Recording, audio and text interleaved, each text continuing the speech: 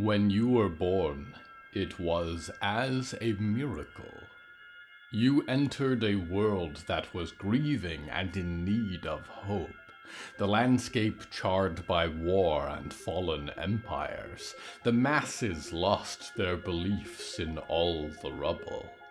You raised your hands to heaven, praying for an opportunity to help, to be their savior, and the Lord smiled upon you and reached down to wipe the tears from your eyes.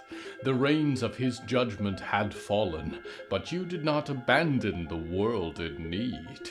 Even as a child, you were always sickly. He tested your resolve with plague and famine, but your faith never wavered. You dreamt of a beautiful world, heaven on earth, when the years of tribulation would end and his kingdom would return, and all would be light and fair on God's green earth. You walked in ruin and spent the night listening to strange preachers and laughed in the dark safety of your bed when you could not muster the strength to leave it. Your world was a nightmare, and yet you know one day all will wake. You sank in the sea, in the night, when the forces of evil conspired to sink your vessel. But as you rise upon the shore of a godless country, to a place named for the same saint that you are, you know that you are unchanged by the water as you have always been. It is God's gift, his one consolation. As long as your faith remains strong, the darkness will never find root in your blood. Never in you will it twist your flesh or whisper hello from the Hallowoods.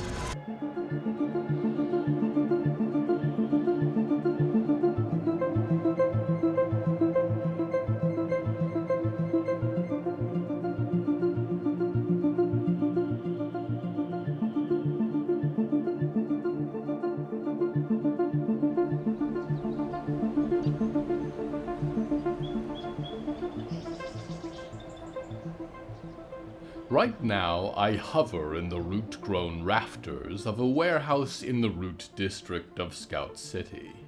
Below me are ruins of boxes and barrels and crates and canisters and people and pigs. And yet, the ruin that comes to this place has only just begun. The theme of tonight's episode is vengeances.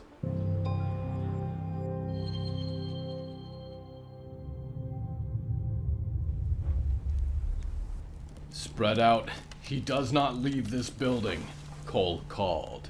His baton was extended as though the extra few feet of silver and lesser metals would be able to deter the pigman if he was really trying to hurt someone. No, that would fall to Ignatius or Oswin, or Heather if she were here, but she had been scouting elsewhere that night and they hadn't been able to get in touch before they were tipped off to allowed crashing within the Roots District. That was the infuriating thing. He was a deputy, probably because his father had been appointed to sheriff and it had fallen naturally, while each of the others had earned it for their strengths. Ignatius nodded and took the rows of shattered crates and stored goods to the left. Oswin drifted to the right. Just for a moment, when he walked in, he had seen him. The pigman that refused to die, face blotched and bloody, eye holes empty, grinning in the dark down that first alley. And then he had stepped into the dark, vanished from sight. There was the sound of crackling flame as a small fire blazed in the middle of the room, and he could hear the baying and howling of a hound, increasingly distant, snarling. Well, that left Cole one direction, and it was forward. He made his way slowly through the carnage, studied the wreckage. Surely the pigman hadn't just been destroying cargo. He looked up, There was a blast of flame from the back of the warehouse, a high-pitched chuckle from Oswin, the way that they laughed when their life was in danger, and a sound of rending wood. They'd caught up to him. Cole began to dash down the alley, through the smoldering embers of the fire, and stepped on a hand. He slid to a stop again, despite the sound of a confrontation raging. Part of him didn't want to look down, to see which face the killers that haunted Scout City had taken from him next. "Oh," said Heather, looking up. Her face was smeared with ash and blood, and it trailed from her lips and down her throat and police jacket. Cole knelt down beside her, ignored Ignatius' rash jets of flame from the back of the lane. "Heather?" said Cole, and shook his head. "Christ, what happened? I thought you were lower trunk tonight. You're going to be all right." He brushed aside a wooden board from her body, and the way that her rib cage was concave said maybe she was not going to be all right at all. "I guess I had a hunch. Heather said, and grabbed his arm. "Cole, I've been thinking about this for a long time. I have something I need to tell you about the quartet." "The quartet," said Cole. He took her hand and then let go of it. God, he wasn't sure what to do. Were they here? Are they connected to Shank after all? "Cole, the quartet aren't who Scout City says they are," Heather said, and heaved up blood again. "You know me. You know I only want to save this city." "Heather, you're not making any..." Cole began, but her hand moved, revealed an object tucked against her side beneath the rubble. A mask made from the steel banding and stretched white face of a drum. His eyes flicked up, caught a black robe folded and buried further in a ball in the rubble. "Oh," he said. "God." "You get it." She smiled, blood in her teeth. "They're going to need help, Cole, without me. Everything we've been doing, it's to protect this place from monsters. I know that's what you want too." "What are you asking me for?" Cole breathed. She stared into his eyes. Hers were dark cores of energy in her freckled face. "Just go here and hear us out," Heather said, and pressed a shred of old parchment close to his chest. Cole took it and nodded, and tucked it into his coat's front pocket without looking at it. "What do you want?" he said. "I don't know if I can move you. I can go for help." "Just let my mom know I died trying to save this city," she said. "That's all. I really did." "She'll know," Cole said, and held her hand tightly in both of his. "Everyone in Scout City will know." He rose and called, "Ignatius! Oswin! Deputy down!" And there was a rush of flame and pestilence that followed, a blur of sensations and images. The pigman's silhouette, wreathed in flame, disappearing through the warehouse back through the wall of Scout City and into the stumps. Bright lights being shone. Medics from the Scout City infirmary rushing in, pulling Heather from the rubble. He was careful to make sure that both robe and mask were long gone in the fires. Whatever Heather had done, it wasn't worth tarnishing her memory in the eyes of the city. He kept pace with her stretcher all the way up to the infirmary. He made sure that he reached Mrs. McGowan first, before any of the medics could rush to break the news to her. Heather was dead on arrival. And he sat beside the city's old medic, and she wept into his shoulder until Russell and the others arrived to take that responsibility from him. He barely exchanged 2 words with his father, arriving all too late to make a difference, and things did not slow down for him until he found himself walking alone down the lamplit street back to the deputy's office, to sleep at his desk. And he stopped beneath a brightly buzzing light, and at last went to inspect the piece of paper she had given him. It simply said, "Talk with the 5th string in the old chapel. She will tell you everything."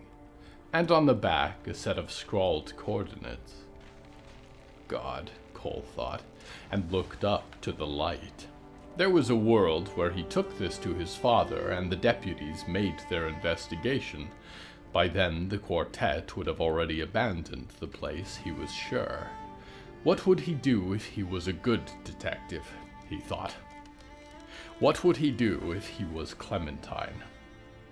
And he took the parchment in his fist and returned it to the pocket, and began to walk into the dark. She'd say, he was certain, that if you wanted to crack the case, first you had to get inside of it.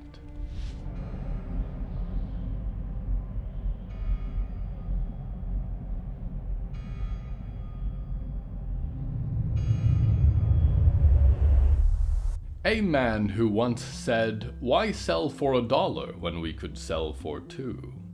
A man who once said, "The work that I do is ensuring that this factory runs, and that is more valuable than all the rest." Dozens of men and women who told you in their speeches that they would fight for change, and when they were appointed, no change came. The corporations that shattered your earth and spilled poison in your waters, and paid the right people to be allowed to fill your sky with smoke. The ones who let it happen over and over and over again across your decades. The ones who told you that working hard would build you wealth. The ones who were laid to waste when the black rain swept over the world, and wealth mattered nothing when the sky was opened up to swallow you whole. If you wished to get vengeance on any of these people for the part that they played in your world's ending, you cannot, as they are already dead. All that are left of them now are the consequences. There is a company which saw the end coming and chose to peddle a distraction instead of a solution. For them I hold a certain loathing. But be careful in moving against them, dreamer, for if the Botulus Corporation dies, so do millions who are kept alive only by their dreaming boxes. Is it worth disturbing one who does not want to wake? We go now to one who only blames God and himself.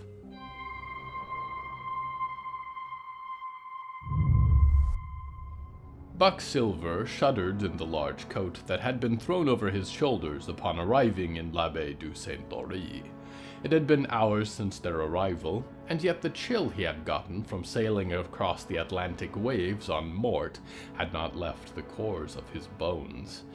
Marco, Brooklyn, Hope, and the Countesses had stayed at the lodgings that they had been offered, a series of humble guest rooms with straw mattresses. But Dashiell had set immediately on his business, and Buck felt that, exhausted as he was, accompanying him was crucial.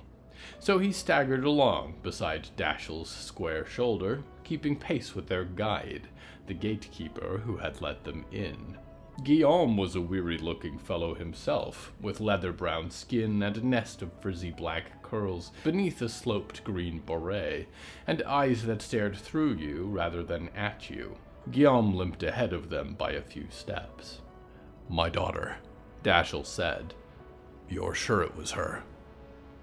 "I only know her name was Belladonna," said Guillaume. "She was the last American to come asking for a place to stay here. Several have done that. Stayed here a few days after arriving on the shore. 6 months ago, something like this." "The Countess wasn't lying, then," Dashiell muttered. "And you're sure this person will know where she's gone?" I know she talked much more with him than she did with me, said Guillaume, and he came to stop outside a wooden door set into the abbey's deep gray stone. You can ask him yourself. Before you go, said Buck, and glanced out through a small window in the stone hall to a statue that stood in the gardens outside, with arms spread protectively over the vegetable bushes. The saint you venerate here reminds me of a rather recent acquaintance. What does this figure represent? I am the wrong guy to ask, he said. It's just old statues, man. I see. Buck smiled and gave a slight bow. I shall be sure to inquire with someone who is more dedicated to the history of this place. I do not know all your words, said Guillaume, and then grew cold. They will tell you the history of this place tomorrow, and the way we do things around here. There is one rule, I say, more important. Do not go in the old chapel. I am obliged to ask why, said Buck, eyebrows perking up. Bad floor, said Guillaume, and then pushed between Buck and Dashiell, making his way back down the hall they'd come from. No good if you fall in. You do use long words, muttered Dashiell. I would, said Buck. I learned them late, and I've got use of them to catch up on. Shall we see whether this person knows something about your daughter's whereabouts? I'd hoped for a moment, when she was mentioned, that she'd still be here. You and me both, said Dashiell, and knocked on the door with a heavy fist. Come in, said the voice on the other side, and Buck exchanged a last glance with Dashiell before they entered. In contrast to the rather bare decorations that the Abbey's halls and guest quarters had, the room before them was lined high with bookshelves on each wall, and a marbled glass window let in warped rays of the morning sun. A map of the world, hand-illustrated, with the borders adjusted for the rising of the sea level, the most complete Buck had ever seen. The decoration of the room lay in contrast to its occupant, who was wearing muddy waders and a weathered blue rain jacket. An embroidered patch of a cloud sat on one shoulder. The stranger looked up to Buck, and was not entirely a stranger. Buck swore he knew the face, although it was difficult to place. A mess of curled hair that had the slightest oil-slick tinge of blue in its black. Dark eyes that were jovial and curious, a thick stubble interrupted by a couple of scars. Apologies for the disturbance, said Buck, cutting off Dashiell before he could get down to business. We've just arrived here at the Abbey. I am Detective Buck Silver, and this is my associate, Detective Spade.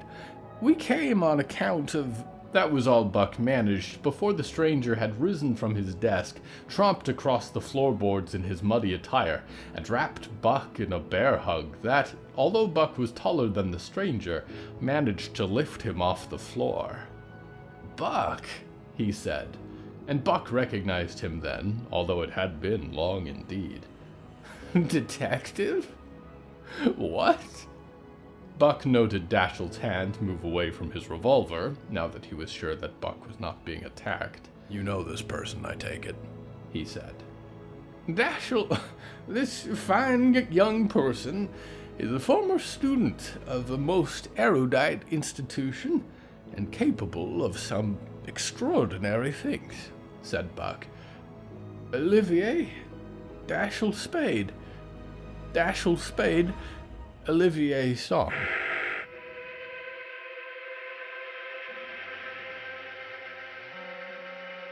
Oswald Biggs Botulus likes to push the narrative that he was the brilliant inventor and founder of the Botulus Corporation from its roots in a small Iowa garage.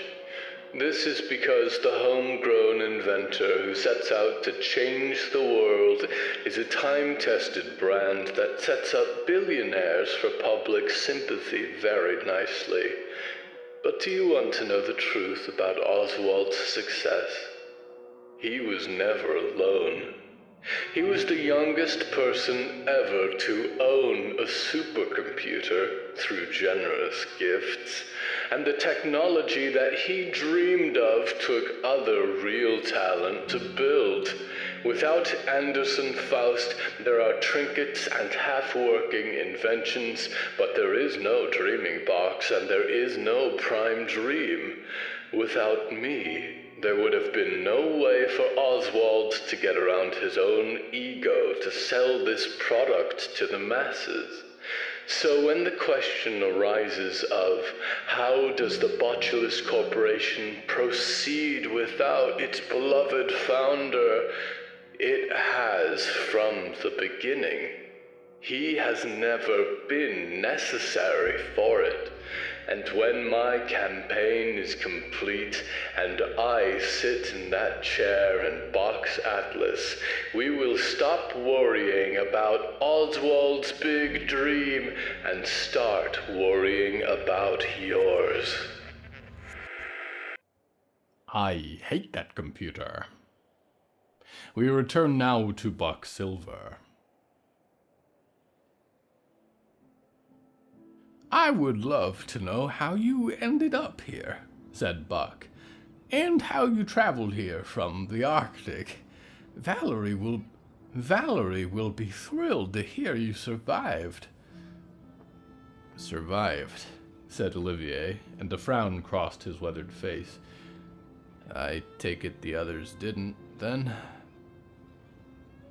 Well, not entirely, said Buck, brows furrowed. Riot, Percy, Diggory, Cindy, Jonah, I have never heard a trace of since. It was rumored a man of Hector's description was briefly staying at the old Duckworth place, but I could not precisely verify that. However, Mort has surfaced in a surprising fashion.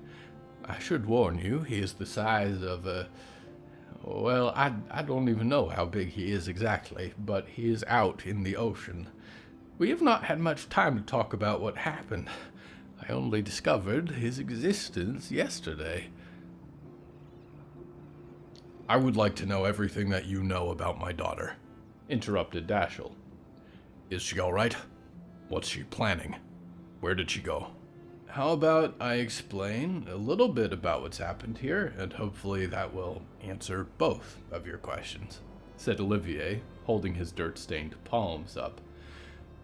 Mr. Spade, this may not make a lot of sense to you, but I was part of an expedition led by someone named Cindy Lockhart. Cindy? That Cindy? Said Dashiell, the burning coals of his eyes a little wider for a moment. She was my co-conspirator in the Stonemaids. I handled operations inside the Prime Dream. She handled them outside. She left on a mission to try and fix one of our world's bigger environmental problems. Oh, good. Yeah, I was on that mission, said Olivier. Small world, said Dashiell. Indubitably, said Buck. Big words, said Olivier, before continuing. Yes, the mission did not go well. At least the parts that I was there for. Buck, you probably remember me as having these powers to talk to the weather, get it to do things. I asked it for too much, I think, or something. I'm not sure. I pulled off a bigger storm than I ever have before. Like, froze the ocean for miles level of winter. I couldn't control it. It nearly killed me. I was rescued by my mom. I cannot recall you talking about her, said Buck. I didn't know I had one alive, said Olivier. But apparently she and Dad put me in Downing Hill because they thought I would help save the world. Maybe I did. Maybe I didn't. But they're working on a project, and like Downing Hill, it's about how to fight the Black Rains, how to restore society, how to save us. Big, important stuff that I just wasn't going to be a useful part of. They made that pretty clear. And the reason it's relevant, Mr. Spade, is that when Belladonna came to stay here, she was looking for them. My parents and a lot of people like them who do their studying on board the Daedalus. She stayed for 3 weeks, and then she left to find them. I do not know much about your daughter, Mr. Spade, said Buck. This is a fascinating trajectory for her. We had a falling out, said Dashiell, looking down. Back in the Prime Dream. I wanted her to have the freedom to live in the real world, and she didn't want me to work with the Stone Maids. Said she could fight for her own future, her way. And I figured I'd have the chance to talk with her when we were both released, but our paths never crossed. I've got wind that she's done some influential things, looking for a future for us, humans, on her own terms. So this doesn't surprise me. All I need is for you to tell me where this Daedalus is now. Well, here's the thing, said Olivier, and raised a finger towards the ceiling. The Daedalus is in the sky. It's an airship. Only one like it in the world. And I have no idea where it's gone.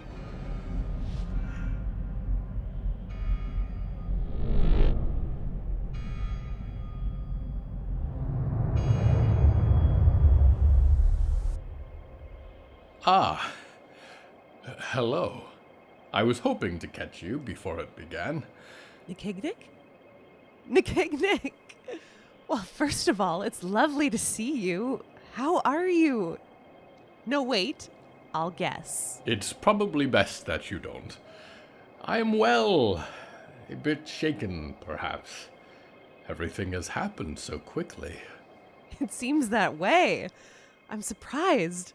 I wouldn't have pegged you for a Council of Heavens type of god. On account of my abandoning my post at the gate. Sure. And also the Merrilmar thing. Ah, the Merrilmar thing. But now there's a completely different Merrilmar thing, it sounds like. I have got to hear the story on this one. It must have been very difficult for you. Thank you. It certainly was. For instance, the regeneration factor on him alone. I would have thought you'd need more firepower than you or I have ever had to even leave a mark. I didn't think you had it in you. Ah, yes, I surprised myself. It didn't go well between you when you found him, I take it. Was he still the same? He is always different, and always the same. But yes, there was no future with him. I do not think there ever was. Scary how close he got, right? To who? To what? Spreading that green fire creation of his cross-planetary. We still haven't figured out how to get rid of it on that one planet he was on. Earth.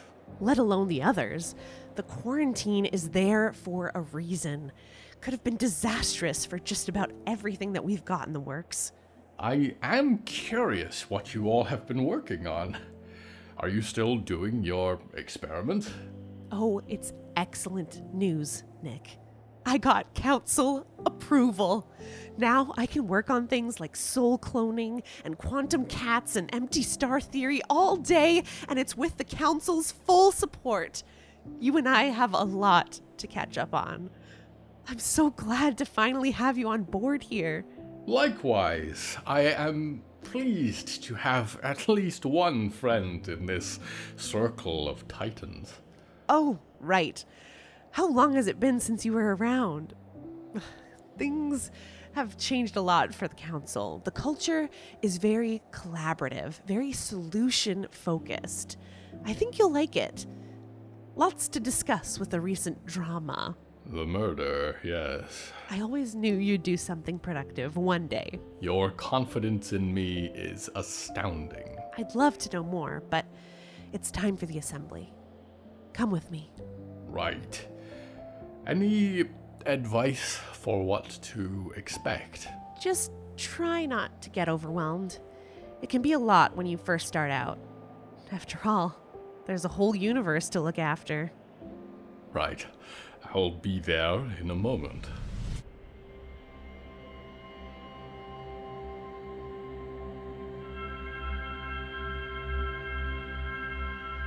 Vengeances. There is to each a choice as to what they will cultivate in the soil of their heart, and regardless of bloom or bramble, what to plant again when the early frost kills what grows there first. For you, dreamer, I know what... Oh, they really are beginning. Until you are fulfilled, dreamer. Until you are happy. Until you live in the world and wake to the sun and do not dream of anything except for the beautiful day that is about to begin. I am your loyal host, Nicky Nick, waiting retributorially for your return to the Hallowoods.